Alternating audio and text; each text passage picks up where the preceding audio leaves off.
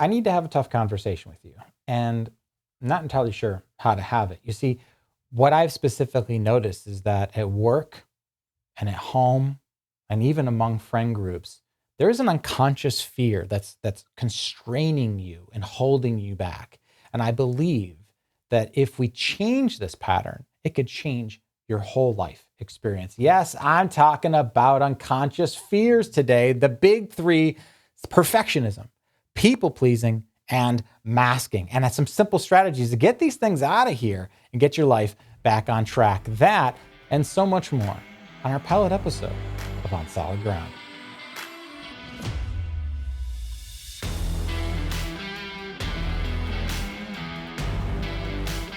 It's a new day and a new season here, and we've got some beautiful things to talk to you about today. Specifically, we're going to be talking about fears. Yes, fears. This is a topic that if you don't talk about it, it's because you're probably afraid to talk about it, but that's okay. Because the good people who subscribe to this channel, they're not afraid of getting in the deep end. No. We're dedicated to personal development. We're moving things forward, and we got to have the conversations we need to have to make that happen. So to facilitate this grand awakening and make it worth your time, here's what we're going to do. I'll talk about those three fears. I'll talk about perfectionism. I'll talk about people pleasing, and I'll talk about masking and what's really going on underneath the surface of this? Like, what is this fear that's really driving this? And what are some things we can do to just like dissolve this and have it loosen its grip on your mind, your heart, and your life so you can live at your fullest and brightest self? So let's begin with just an understanding of like, what is fear and what's really going on here? Now, when it comes to unconscious fears have a unique power. They shrink up our world. They narrow our view and they stop us from seeing the whole picture of things. But when it really gets bad is when it shrinks up around us. It like constricts us. And it's like we have a hard time breathing, anxieties kick in, fear like takes over, and our best self is left sitting there on the table. But we want to get that away. We want to open up our world and see things from a new lens. Speaking of seeing things from a new lens, Carl Jung had something to say about this that I think set the proper phrase and tone here in terms of unconscious patterns. He said this: until you make the unconscious conscious, it will direct your life and you will call it fate. Now, I don't know about you, but when I first heard that hit me like a ton of bricks. I was like, oh my gosh, there are these unconscious forces directing my life. I'm not aware of them, but they are steering me in everything I'm doing. And I will call that like the hand that I'm dealt in life unless I change that. Yeah. Until you change it, it won't change for you. So we have these things that are running us. And when we stop running from them, they can no longer run us. That's kind of the promise of all this. Let's get into the first one. And you can skip to the part of this chapter if you're like, hey, I'm going to skip right to perfectionism, or I'm going to skip right to masking or people pleasing, or just hang with us for this whole ride. I think you're really going to learn a ton today. Let's begin here with people pleasing. Now, I want to first help you identify, like, how do you know you're stuck in a people pleasing pattern? It's very simple. How much of your day, even when it comes from a good place, are you spending thinking about other people, worried about other people, wondering if other people are doing okay, have their needs met? Okay. And how much of your day do you spend speaking your truth, setting clear boundaries, and you're like, oh, I don't do that. That's because you are in a people-pleasing pattern. Now, I could spend a whole episode just on this one, and maybe I will in the future, but for the sake of just getting into what you would need for this topic, if that's you, I want to pull the veil on this for a second. So what is people pleasing really about? It's about this. It's about a fear of conflict. And you know that you're a people pleaser because wherever there's tension, wherever there's conflict, you're like, out of there. You're getting out of there. You're not having the conversations or the confrontations you need to have. You're not letting people know the feedback they need to improve their life because you just don't want to go into the hard. You don't want to go into the difficult with people because you're a good person. You know, you're kind-hearted, good person. You want people to do good and feel good, and you don't want anyone to hurt anyone's feelings. And that is a risk you seem to be not willing to take. And I want to be very clear with you. If this is your pattern, not only could it change, not only should it change, I'm going to say this as your friend, it must change. if you change this, everything will change for you. And not just for the way that you interact with others, but the way that you feel about yourself. Underneath all of this is that conflict, that fear. So I want to help you by giving you some new mindsets in which to look at this that I think will help you really turn this around. First and foremost, let's begin with this philosophy about you. And I hope this helps you. You have a voice that deserves to be heard. I'm sorry. Well, let me say that again. You have a voice, and that voice deserves to be heard. You deserve to have your truth out there in the world. You deserve to have an impact on people, and you have a gift, and that gift needs to be out there. So it's time, my friend, to pull it out of you. So how do we do that? So first and foremost, I just want to address the main concern and fear of people pleasers. I don't want to hurt people. Good. Then let's talk about how to have a confrontation and more about how to have a carefrontation. And I have a simple framework I'm going to walk you through, and it looks something like this. Step one, I need to have a tough conversation with you. Does that sound familiar? Yeah, that's how I opened up the episode, okay? So you start the conversation like, hey, let people know I'm not just here to talk about the weather today. I'm here to have some real talk with you, okay? I need to have a tough conversation with you. Secondly, here's specifically what I have noticed and when. So the goal here isn't to use broad phrases like always and never. Like you're going to put people on the defense and then it's going to be a tug of war. You don't want to go through that. Yes, you can use this in your business. You can use this in relationships. You can use this with your kids. It's all the same, okay? Just make sure you're coming from a tender-hearted place. And number three, here is how it's impacting others. Oh, wait, there's a second part. And you. See, now that's where the caring comes in. You're caring about others and you're saying, this is how you, and as a caring person, I believe that you do care about how you're affecting others. Maybe you don't even know how you're affecting others. And this is how it's affecting you. And then, sorry, my elbow destroyed that. And then you just, you zip it, you shush, and you listen. You've said your piece, and now it's time for them to absorb it. Now, if you're a people pleaser and you're really, really stuck in this pattern, you're probably going to be nervous about how other people might react to this. What if they get really upset? What if they start yelling and screaming? Okay. And then as a people pleaser, you take that on as yourself. It's my fault. Oh gosh, I hurt someone. Okay. I have some good advice. In fact, let me turn to Simon Sinek on this one because he has some good advice on how to assess when someone's having a reaction far above what is it. We in our company have a rule, which is if the reaction is above a 5, it's about something else. Yep. You know, it's like, why did you leave the fridge open? It's like, clearly not about the fridge. Right. You always leave the fridge open. Okay. Do not react about the fridge. Sure. Absolutely. So it's the same thing. We find that in work. Like people sometimes get very amped up about something and you sort of pay attention, like that reaction to what we're talking about don't match. This is about something else. And this is where good leadership and good human skills come into play, which is, are you able to read the room and figure out what's going on here? Are they having a bad day? Is there something else? Or is there something that I don't know about the work that we're doing that I can easily help address and fix? Yep. Okay. So when we're talking about these kinds of things, it's really important to understand this principle. And I just want to echo what Simon said. If it's above a 5 in terms of on a scale to 10, it's not about you. If they're overreacting, that's about their stuff. Maybe they're stuck in their own pattern. And maybe some of the other patterns that are in this video might actually help serve you to helping serve other people. So let's get into, that's what I'll say on this. Again, we can go deeper into this. If you have more thoughts on people pleasing, you want to share it with the rest of us, and that's you, let us know in the comments below. I can't possibly talk about all the amazing things, but I imagine you could add some new color and variety to this topic. Let's get into this second one, the second major pattern. And by the way, the solution for these next two is the same. So I'm going to cover them both at the same time, and then I'll talk about the solution at the end. The second major one, and this one is, it hits me because it's near and dear to my heart, perfectionism.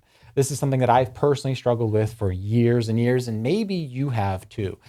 The heart of perfectionism, and how you know you're caught in a pattern of perfectionism, is when a lot of your thoughts are worried about what other people might say. It's about this criticism or receiving criticism, and it is indeed a fear of criticism.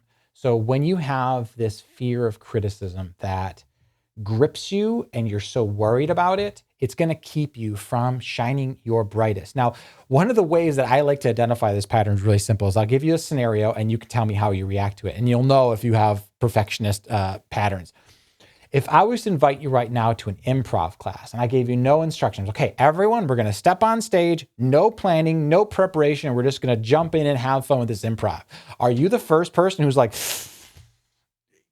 get me out of this? And you're like, I need time to prepare. I need to like write my script. I need to figure out my way. If that's you, you're very likely caught in a perfectionist pattern.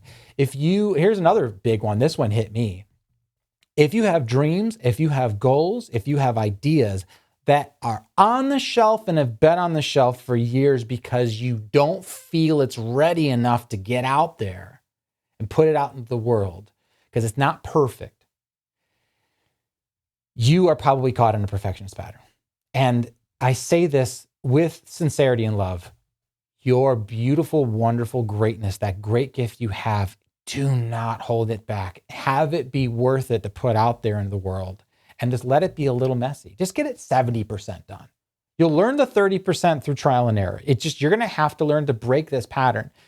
But the question is, how do we break this pattern? And I'm not trying to get you to walk all the way to the end of the video to find out what it is, but I need you to hang with me because I've got to talk about this next one first, and then we'll talk about the single one that solves both of these. Let's talk about the third one, and maybe you're just tuning in at this point in the video for it. Let's talk about masking. And this idea of masking is that we walk around with a mask. We have like a veneer, like an Instagram filter that we put on our life because we don't want people to see who we really are. Or we don't want people to know that thing about us that's actually going on. Now, some people they wear an achievement mask. They're always out there trying to put points on the board and show everyone they're putting points on the board because they don't want to see underneath how insecure.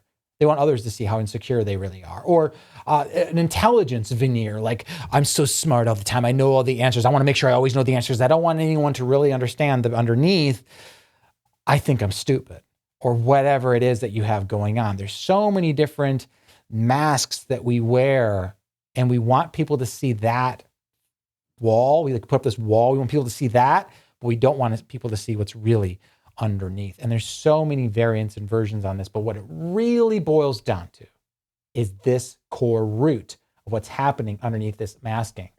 And that is a fear of exposure. I don't want people to see me. I don't want people to really know me. And if that kind of word of exposure doesn't connect to you, how about this one? And I'll hit you straight up with this one. I just don't feel enough. I never feel like I'm enough to be loved, to be appreciated. I just feel like I've, got this inner critic that's just always just like in my ear that tells me that the world doesn't want to know me as I really am, that they want some sort of alternate version of me.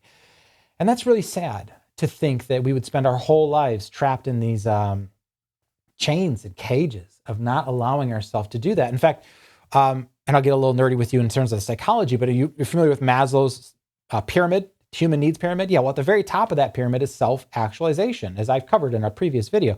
But just imagine you have a need in you to be your fullest self, and you are holding yourself back from ever having a chance at fulfilling that need. That's not just sad, but that should make you a little mad. Like, what? I got this thing holding me back from the greatness that I'm here, the calling that's been placed upon my heart, and I'm going to let these things hold me back? No longer. Let's talk about how to solve this thing, both this masking and problem and this perfectionist problem. And it begins with this philosophy that I borrowed from Mel Robbins called let them. And it's such a simple solution. And I love it so much. And I actually want to pull up Mel here because I want her to say it. I could say it to you, but I think it'd be better to hear it directly from her, what this let them theory is really about. Check it out. The let them theory is based on a simple truth. The fastest way to take control of your life is to stop controlling everyone around you. You have no idea how much time and energy and attention you are wasting trying to control other people. You have no idea how much energy you are burning through thinking about, worrying about, obsessing about what other people are doing what they're not doing, what they're feeling, all of which you have zero control over. All of which you have zero control over. I couldn't have put it any better than that, because that's what it's really about. It's about letting people do what they're going to do and stop trying to control people. You have this idea that, like, hey, like when it came to people pleasing, it's about actually not letting people. It's about getting out there and saying what you need to say. But these last two, it's the reverse. It's just let them think what they're going to think about you, perfectionist. Let them critique you. Let them say that, because I know that underneath all of the smartness of the perfectionist, there is a very tender heart that is concerned, hear me out here, that in your critical mind, if the whole world was as critical of others as you are of yourself, we live in a very dangerous world.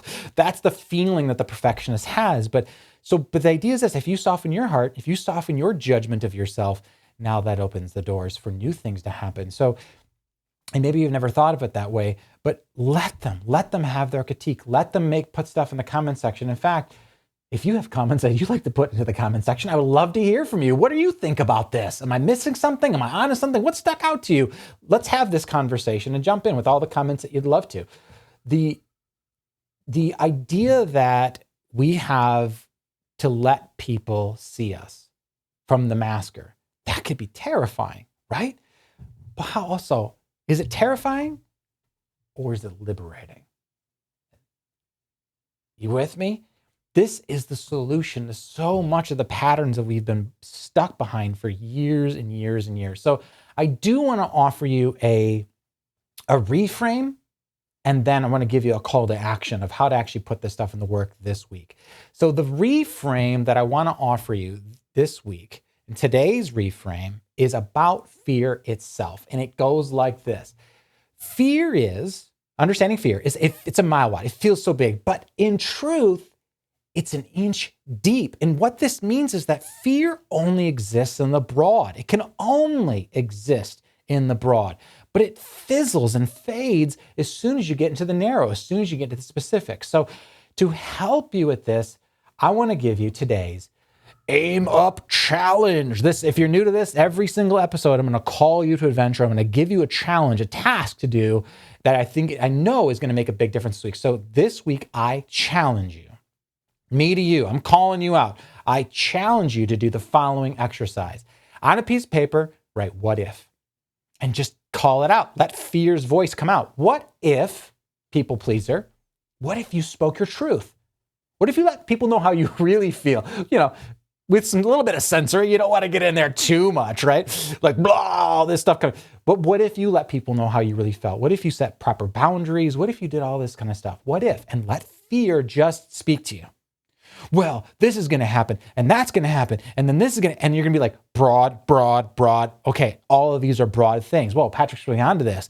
Then you bring it to the narrow. You get specific with it. Okay, what specifically do I think is going to happen? And here's a follow-up question. What are the chances that that's actually going to happen? Because you've got this whole thing going in the theater of mind, but is that really what's going to happen? Everyone's going to hate me. Okay, cool. That's a very broad statement. Here's another question. Is that true? Everyone's going to hate you? And you're like, well, you see, you got to get in there and get specific with it. And I think you find the more specific you get, the more you challenge that voice, the more it can't hold on. And additionally, not if you're a people pleaser, but if you're a perfectionist, what if I was to make a mistake and 100 people saw it all at one time? What if? What if that's what happened? What's the worst thing that can happen? Go ahead. Let fear talk to you for a minute, and then you can deconstruct it and see if there's anything there. And I promise you, there's some stuff there, but it's not what you think. And if you're a masker, what if I pulled off the mask? What if I put down the barrier and let people see me as I really am? What if people knew that I wasn't as smart as I actually am? What if people knew that I wasn't as strong as I always present myself, or stoic as I always present myself to be? And I let people see the more vulnerable side of me. For some of you that hit home. What would happen? Get this out. Get this clear. get yourself going in a whole new way. And there's any way that I can support you on this, you, your teams, or anyone, please head on over to patrickkerwin.com. Check out our services and things we can do with your team and your coaching. And I know that we can help you take your life to a whole new level. Thank you again for watching another episode of On Solid Ground. I hope you learned something today. If you did, make sure to like this video, subscribe to this channel so you never miss another episode, and hit that notification bell. I promise you there won't be too many episodes, and you'll see what's coming next. Oh, and speaking of next, there might be some videos over there you might want to watch. Thanks again. See you soon.